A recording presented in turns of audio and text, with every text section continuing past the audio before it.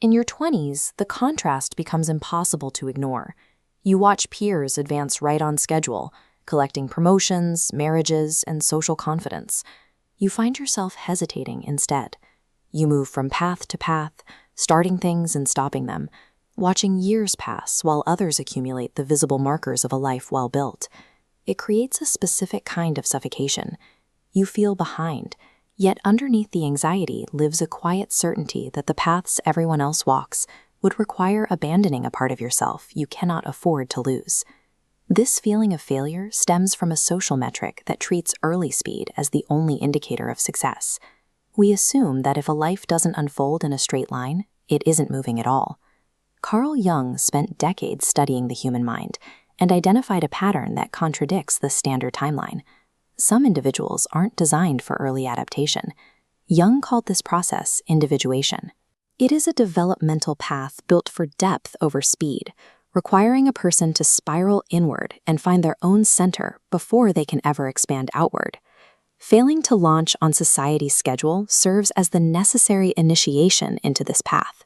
The delay is the mechanism that allows for a more powerful psychological formation. The fast path builds identity from the outside in.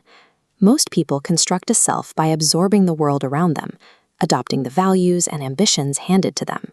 This produces early results, but relies on shallow foundations.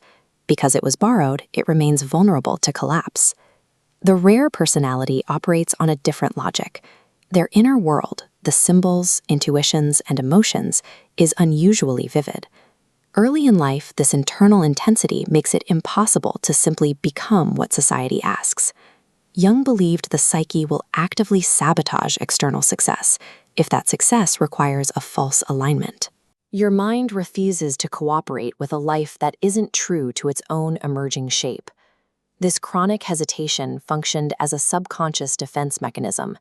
It protected the self still forming, preventing you from committing to a career or identity that would eventually crack at the seams. The decade of wandering functions as an invisible incubation period. While others built social structures and resumes, you were building psychological structure, asking the internal questions that most people don't reach until midlife. This phase brings the burden of consciousness. You see through the hollow social games and empty pursuits that others rely on to function, making it difficult to compete for status you don't actually respect. The profound loneliness that peaks in your late 20s is a required structural stage of development.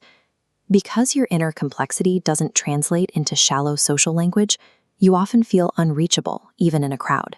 Many break here and trade their emerging self for the relief of finally belonging. But Jung warned that this betrayal creates a shadow, a quiet bitterness toward the version of yourself you became just to be accepted.